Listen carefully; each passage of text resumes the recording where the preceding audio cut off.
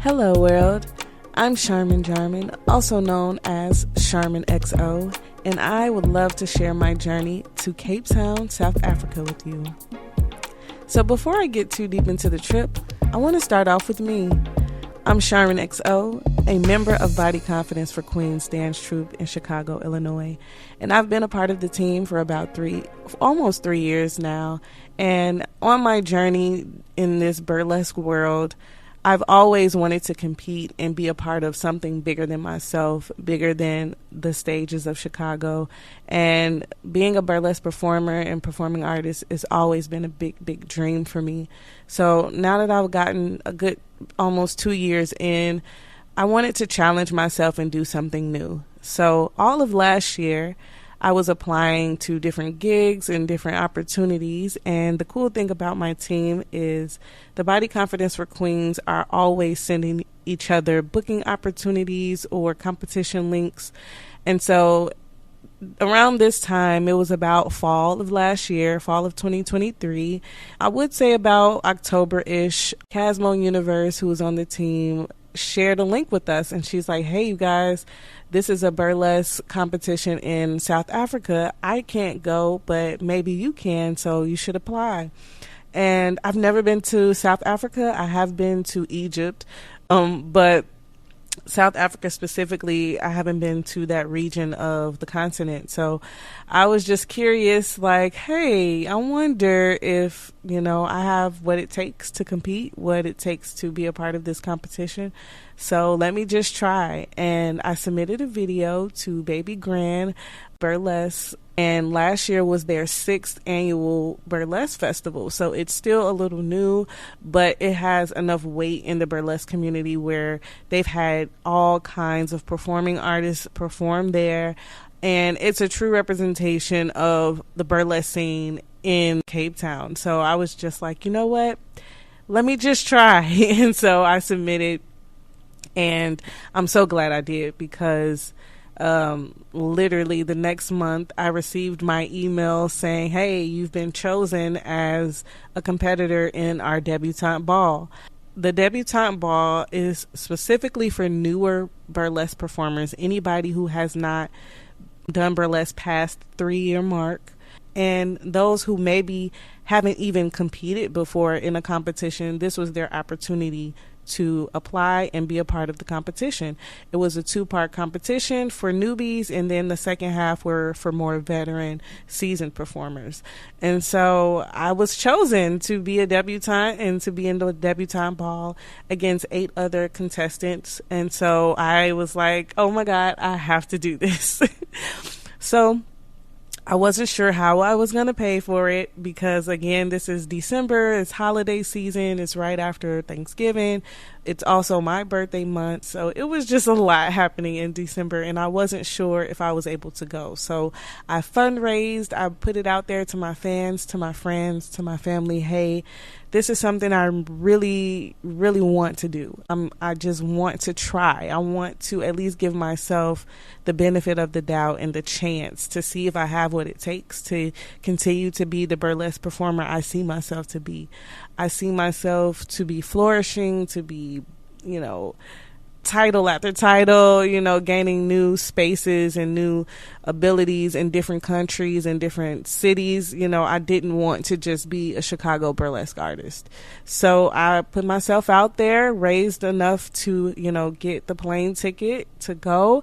And the Baby Grand Fest Burlesque team was so amazing. They were very communicative when it came to making sure I knew, what side of the area they would be in for Cape Town, and telling me different types of like hotels and neighborhoods I could look in if I was going to stay out there. And of course, because the festival, it was a tech day and a competition day, I decided to stay out there for a full week, because I wanted to make sure that, one, I was properly prepared and that my body adjusted to the town, because again, this is a whole nother city. And so, I was able to go.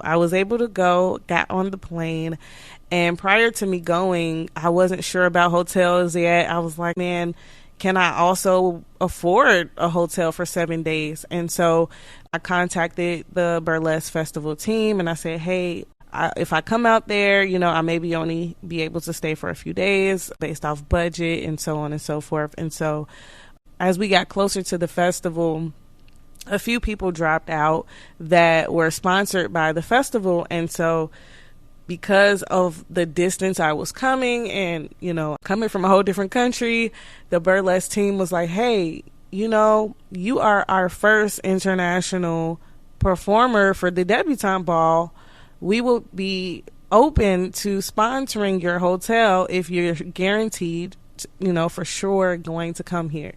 And I was like, of course. I already have my, my costume. I already had my plane ticket. Really, the only thing left was just, can I get out there and stay for more than 2 days? Because realistically, a plane ride alone was a full day. Like literally, my plane ride was nuts. I got on the plane. Prior to me getting on the plane, I woke up so sick. I was just throwing up all over the place. And I was scared because I'm like, I don't want to go. I don't want to go to a whole different country sick. And so I was just so nervous because I couldn't figure out why I was sick the night before. I didn't eat the best meal. I definitely give myself thumbs down for the meal I ate prior to me leaving. But my whole plane ride was just a ball of just nausea for the entire 18 hours of flying. I was throwing up nonstop, man. It was, I can't even remember what the plane ride was about because that's how crazy and sad and uncomfortable it was. But the staff was very accommodating on my flight. They tried to make sure that I was okay and, hydrated, kept me hydrated.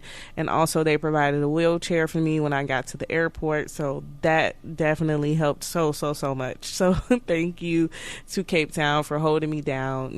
Thank you for holding me down. So once I got to the airport, we got my bags, and even the airport was actually pretty cool. It was all, the airport always has a lot going on, but as far as customs and getting through customs, it wasn't as crazy as I thought it would be entering into Cape Town. So that was awesome. And being able to, again, like have a wheelchair provided for me to get to my taxi, they really, really helped me out. So from the airport, I went to my Airbnb. So the hotel that was sponsoring me, which we will get to, they only were sponsoring certain days for the competition. So the other days I stayed at an Airbnb, and I loved my Airbnb. It was so comfortable. I felt like I was just in my own apartment and it just was in a different country. It was very easy to check in. Once I arrived, there is a key box to pick up my key. So I picked up my key, went upstairs, and again, like I said, I was sick from the plane ride. So that first day officially in Cape Town, honestly, I was in bed, like fighting a fever, trying to get better. And so I just relaxed that whole day and stayed in bed, got well, hydrated, and it was really, really hot. I would say when it came to weather, Cape Town's heat is nothing compared to like a Chicago summer heat. It was so hot, you didn't even know that you were sweating because it was that hot. Like your body just naturally started to sweat. And so hydration was definitely a mandatory in Africa. I just ordered some liters of water to just keep with me to make sure that no matter where I was, I had water and I was hydrated. The Ubers there were really, really good. The Uber, like Uber Eats or just Ubers in general, were really easy to get. It was really easy to order where I stayed. I didn't have long wait times coming from like the Airbnb to if I needed to go to the store or anything. It was really, really quick. And the Airbnb was not too far from some museums. It was also not far from clubs and shops. So it was really cool to be able to walk out the door and just see all of these amazing like restaurants and shops. Now, let's get to this amazing hotel that I was talking to you all about. So the Baby Grand Burlesque Festival had a lot of amazing sponsors. Shout out to the sponsors that put together their funds to make this festival happen each year. And one of the sponsors was Cape Heritage Hotel. Cape Heritage Hotel is a multidimensional shop mixed with hotel and lifestyle. So not only are you getting a full-fledged boutique hotel, it's also one of Cape Town's older hotels, and it also houses the oldest grape vineyard in Cape Town. The oldest is, so the cool thing about this hotel is it's not just a hotel. Like, yes, it's a boutique hotel where you can rest and relax, but it's also connected into a whole plethora of shops. So they have shops, they have salons, they have clothing stores, they had like a perfume shop, and it's just all of these different stores connected to this hotel.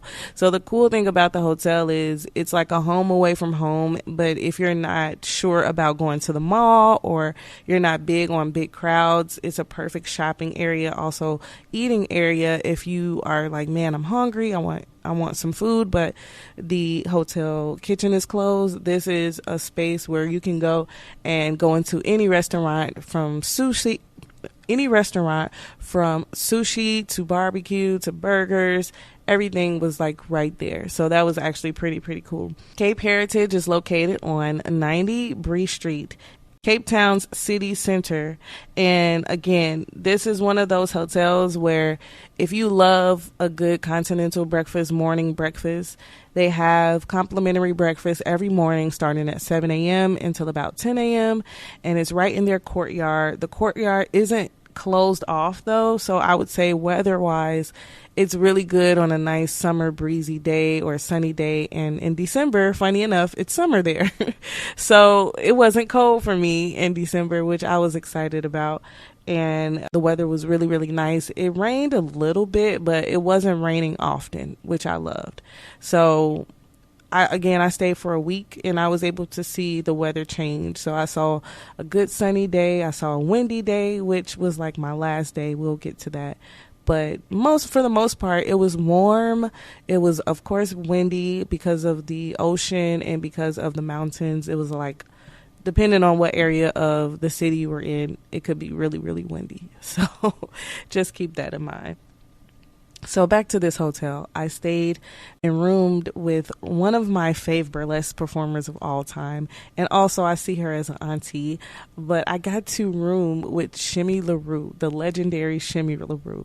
And when I found out we were rooming together, I was so nervous. I'm not going to lie.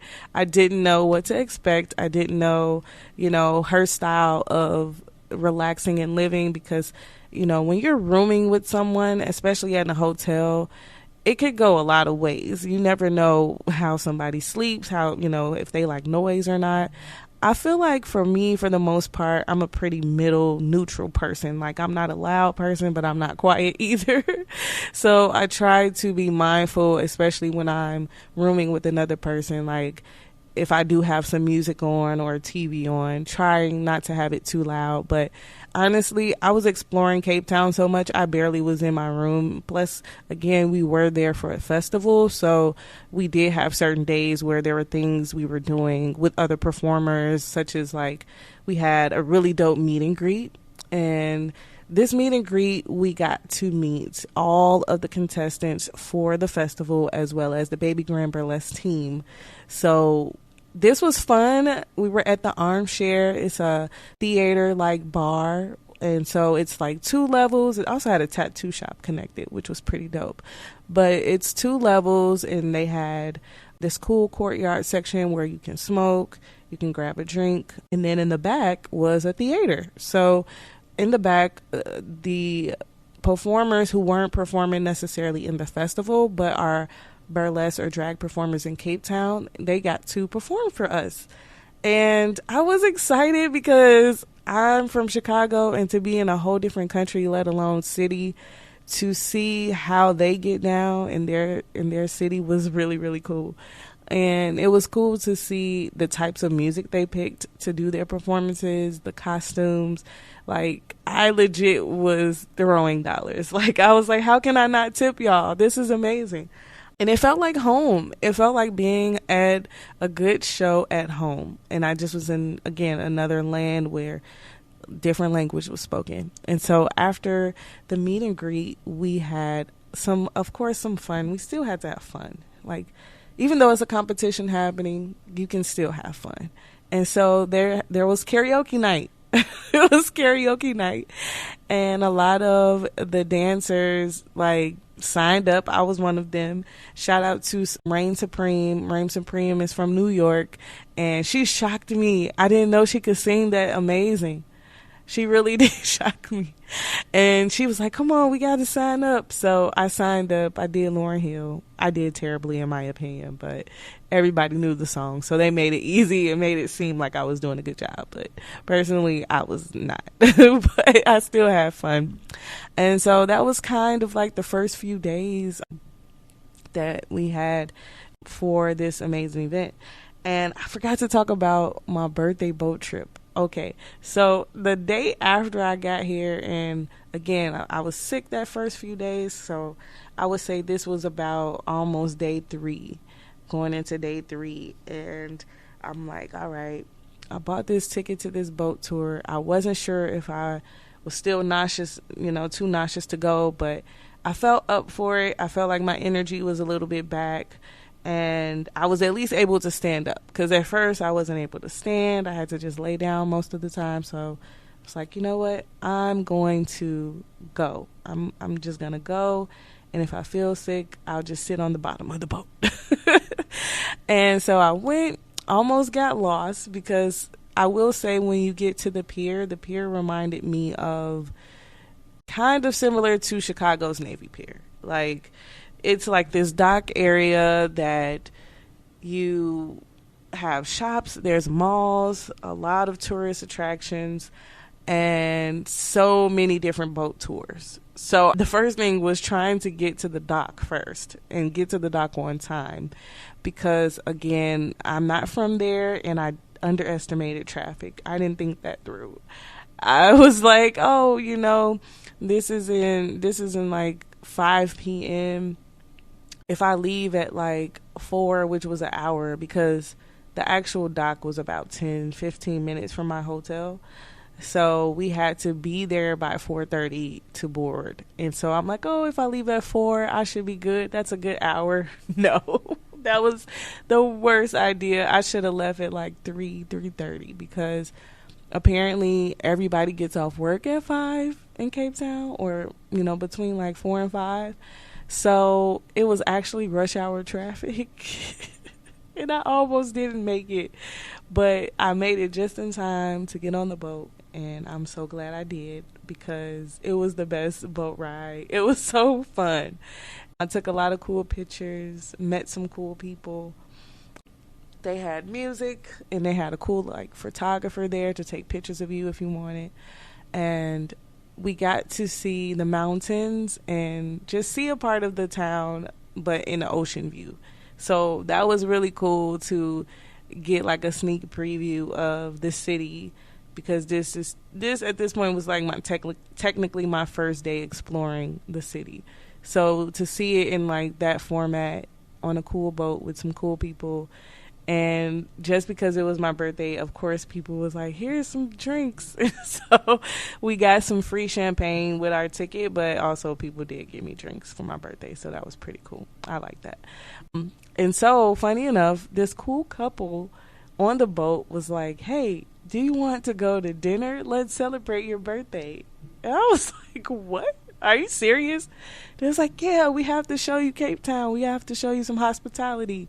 I'm like, okay, sure. And we went to the restaurant on the pier. I can't remember what it was called, but the food was really, really good. I'm probably gonna put it in the comments what restaurant it was, but the food was so good.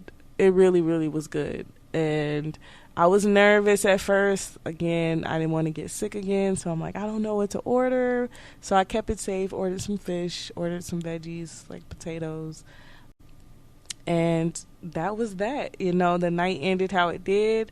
I said thank you, went back to my Airbnb, and it was off to start up the next day. All right. So now we are in midweek, getting closer and closer to the day of the show. And prior to this, I'm still just exploring the town, exploring different restaurants, meeting with the other dancers, because it was some people from Italy, it was people from Europe, like it was people from everywhere. So it was really cool to just network and connect with other performers. And so at this point, it's time to do a dress rehearsal. And prior to the dress rehearsal, I really, really wanted to go to the mall, because who doesn't go to the mall when you travel? Like, duh. So I was like, you know what? Let me see how far the mall is. Let me see how far just different things are. And I saw that they had thrift stores. I found a thrift store, y'all, in Cape Town. I don't think y'all understand. I adore thrift stores. Like, it's one of those, that feeling you get when you're surprised, because you get to find some of the coolest clothing, jewelry, shoes, hats, belts, purses. There's so many cool things you can find in the thrift store that you normally would not find.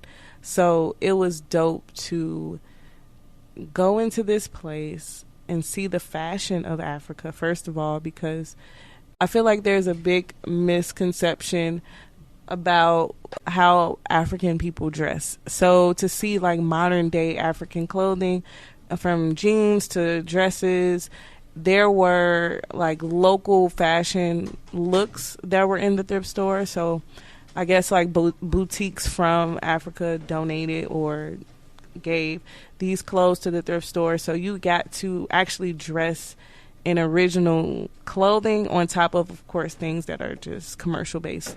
So I found these really, really cool green gloves, because I was trying to find a birthday outfit too.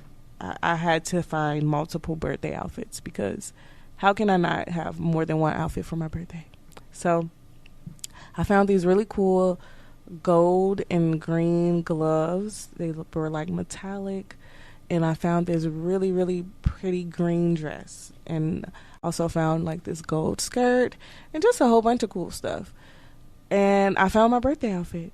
And I got all of these things and only spent about 50 American dollars, which was like, in Cape Town money, it was like almost $1,000. But it was really cool to be able to get all of those things for like $50. So I also went to the mall, which was a long ride from the city. It was almost an hour from the city. So that was probably the priciest thing I did, was spend money on an Uber to go to the mall. But I really, really wanted to see what an African mall looked like. So I went, and it looked like a regular mall. It wasn't nothing too exciting outside of the types of stores that they had. They had some pretty cool stores. But also, this particular mall had an IMAX theater, and this was when Beyonce's Renaissance movie just released. It was release day in Africa. So, of course, I went. I had to see Beyonce's Renaissance film. It was only right. So I did go, and I was inspired, of course. And it really helped me prepare for Tech Day, because that night we had tech rehearsal for the pageant. We had tech rehearsal for the ball. And I was really nervous about my performance, what I was going to do. And this is when I was going to see everybody else in the competition and how their performances would be. So I was picked up by the Burlesque, Baby Grand Burlesque group's assistant. She picked me up, so shout out to you, girl. I appreciate the ride. She picked me up, and we got to the venue, which was at the Grand Royale Casino. And, oh my God, the theater was really, really nice. I really loved the theater we were in. Our dressing rooms were pretty cool. And for the most part, once I got in the theater, I realized that I don't want to overthink this. I don't want to count myself out or feel like I can't make this or win this. But I did get really nervous after seeing the other competition acts. Like, oh my God, these women were amazing. Every single one. Like from the debutante ball acts all the way to our, our baby grand, the big feature acts. Like, every act was amazing. And I had to accept, if I don't win, one thing I can say is I pushed myself to try. And I came out here and I tried. So I didn't win, which I expected. Nobody knows me in Africa. But I did make history. And that was something that was the magic of it all. Because I didn't expect to make history. I made history in a whole different country. And so here we are, legendary status now. And I can now say and put in front of my name that I was the first international act in a debutante ball. Nobody has ever come outside of Africa to do the debutante ball before me. That's crazy to believe. So I'm excited that I can say that now. And so now, the competition has ended. We know who won. And I only had a few days left in Cape Town. So I wanted to explore a little more. And Shimmy told me about this amazing photographer here in Chicago, here in Cape Town. So I said, you know what? I'm going to get some new headshots because I need them. So I booked it. I booked it through Airbnb Experiences. Airbnb offers different types of things. And in this particular case, this was a history lesson times a photo shoot. So the photo shoot was done in the historic area of Bocap, which is a neighborhood of mostly Cape Malay people. So these people were brought here through trade, through slave trade, and ended up settling in that particular neighborhood. And over time, a lot of people have tried to take over the neighborhood, and their way of showing liberation was to paint these walls, to paint the walls of their houses different colors. And so it's become so popular that it's a tourist attraction now. And a lot of tourists go there, take pictures, and in this particular case, the photographer gave me a history lesson on the neighborhood. And it was very interesting to see how the history of this neighborhood connected to Palestine. And so a lot of the houses had the Palestinian flag on it, or it had words of like freedom and peace and liberation, and even down to this really cool mural I saw with pencils and crayons.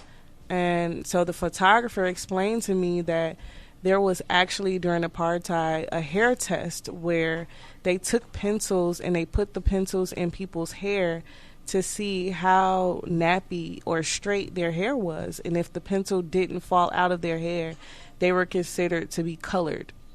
And so just the fact that throughout history, there's been so many different ways and names to label people of color, to label black people. And there's been so many different tests to test who we are, to test our blackness. And so it just brought home my trip, being an American black person, to now be in literally Africa and still see how racism and genocide and how history affects us over time. When I went to the museum, I got to see a Palestinian exhibit, and in this exhibit, these posters were posters from protests. It was posters from articles, newspaper articles, and these things were dated back all the way to the 70s. And so to now still be in 2024 talking about free Palestine is very, very eye-opening and scary even. So yeah, that was my trip. I had a really, really dope trip. It was beyond all that I could ever imagine, and it was definitely a new level of unlocking myself and seeing the person I am and the person I can be. So check it out. Here's some more cool clips of my trip and some cool things that I did while I was there. Available now on YouTube.